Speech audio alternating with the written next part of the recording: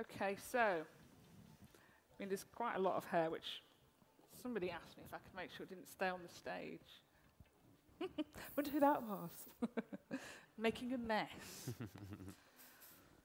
Okay, so you can just see how much more free this is. I mean, it's been blow-dried fairly smooth, but now we're able to, you know, there's a lightness in it that we're going to be able to work with the hairdryer and the spray, just kind of get these little, I suppose we're going a little bit wolfy on you, aren't we? So what I want to do, it's quite important where the ears sort of arrive. And what we're going to do is kind of just around recession, and to give this an extra little bit of support, we're going to use a little bit of free flow first, and then just give it some backcombing into the root before we start using the hairdryer.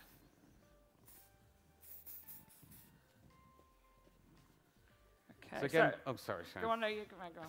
I guess as I'm working with quite an airy texture as well, with this very lightweight hair, again, free flow is ideal for that, because it doesn't make the hair look wet.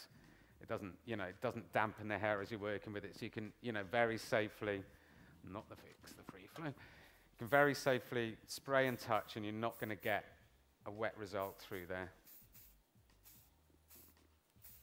I've just pulled these up a little bit more to exaggerate them, to get a little bit of a, you know, an ears or horns or wings or whatever you want to call it, just something a little bit animalistic. That's what I was going to say, actually. I mean, we get the chance to do show work, and, you know, backcombing is a huge part of that. And I know that quite a few guys have been on courses with me, and sometimes it is one of the things they struggle with most is backcombing and getting an even backcombing. And, like, for Adam's look here, we've kind of got, you know, there's certain areas that don't need backcombing and don't need that texture in. And you can just make it really blooming hard for yourself if you start putting it in the wrong place. Yeah, yeah. And we basically avoided near all the roots here. Because even though I wanted volume down here, it was the mid-lengths of the hair really that are going to give me that volume, because I still wanted it very flat through the head here, very flat through the sides here. So we literally did the mid-lengths and then faded it off to the ends, so that, you know, like I said, the volume is just through that area and not at the root, because then you'll spend ages, like Sharon said, just trying to work it out, really. And another one of the courses that we've been doing this year is Nouveau Vintage, and there's so much. I mean, you must have seen this, you know, Vivi Brown with a big fringe. You've got Gaga having all sorts of different styles. There's so many kind of current pop stars that are actually having really old-fashioned techniques used to make, you know, really quite current styles. So we just thought that Nouveau Vintage was a course where we would do long hair, and we try and make sure that the girls have sort of pretty bright colours, something that really makes it look fresh. And you know, that's a course that we're planning to continue for next year and maybe even expand upon. I think it's a gap in the salon, you know, and if you can get your youngsters sort of learning about curl for show work and for photographic work, and you can't really do photographic work if you haven't got those old-fashioned skills of wet setting, knowing what happens when you put tongs in the hair, knowing what happens when you go all the same way, knowing what happens when you go the opposite way, knowing what happens when it brushes through, when it's combed through, when it's back-combed, when it's brushed. You know, all those things are things that need experimenting for the young guys to get that confidence of being able to achieve also, you know, just your little prom looks in the salon, which is it's prom time of year, isn't it, I suppose? Now. Okay, so Emma, who's been called Wolf all day, you can see the shape. There's a definite relationship between the cat ears, but it's much softer. You know, it's a shape that comes back into hairdressing, but it's just that kind of, the idea being that it sits flatter here. There's a little bit of height round over the crown, and then it's sort of softly pulled up around the sides. And this again was used a little bit of caress and animator to set on, and use small perm rollers again. The hairstyle is about a bob length, about here, with a bit of a fringe. But, you know, we have to, when the curls come out and we start to brush it, we've got to be able to then push the hair back and kind of get this sort of almost like a carpety sort of feel to it in some places. But, yeah, anything else? Oh, 414 was the colour. Just wanted to keep it deep, and whereas the other curly style that we've got, we really emphasise the edges of the curl by having the lighter colour on the ends. Here we just kept it quite soft and quite flat, and just worked with the kind of the really soft fluffiness. Do you want to say anything else about Wolf Woman? No, No. thank you, She's rather Wolf Woman. gorgeous, though. Thank you, darling. And a lot of these techniques are something that we show on our dressing down course as well. Obviously, we've always done a long hair course, hair ups, occasional hair, etc. But I think a lot of it, what's been missed out, is just how to create a texture in hair and then dress it into a shape. So, long, beautiful waves or wild, crazy curls. One of the ways we work with to get really wild and I think very natural-looking curls is to do this technique first, where you do the backcombing, and then iron it, and then go through and tong it. So backcomb it, iron it, brush it all out, and then go through and tong it again. And you get a much kind of rougher, kind of more uneven, but just much more of a realistic texture. Because how with tonging, with product, it's very perfect and smooth and glossy. That's great if you want to do beautiful glossy waves. If you want big wild hair, you need to get some roughness in there. And the backcombing really allows that to happen, to do that texturizing first. So if I just bring Ellen around once more.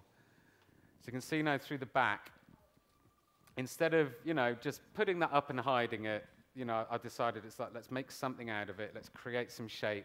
Something, again, that's a little bit snaky.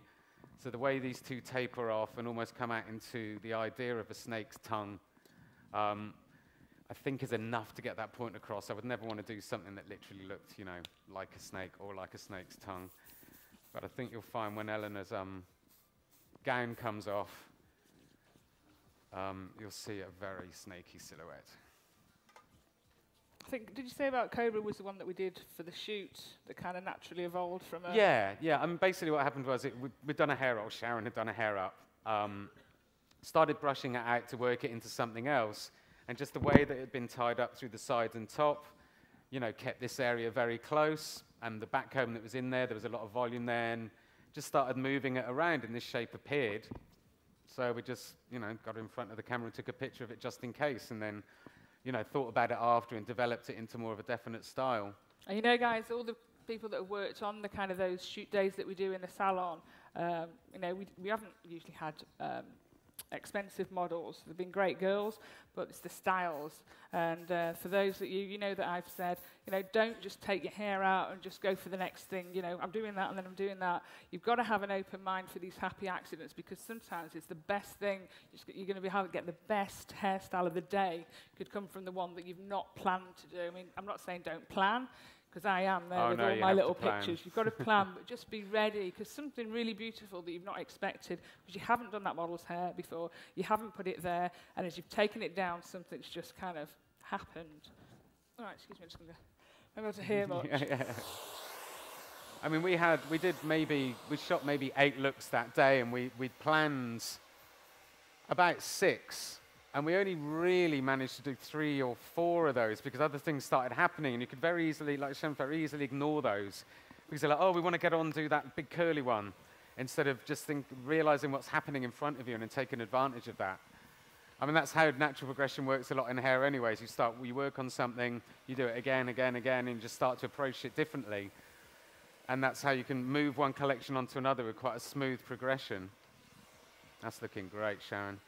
Really there. Yeah. I hate hair dryers on stage. I'm just so intrusive. But I love hair dryers and hairspray, though, together. Okay, that's enough. You watching? I didn't get all of it anyway. Okay, so yeah, just finishing off.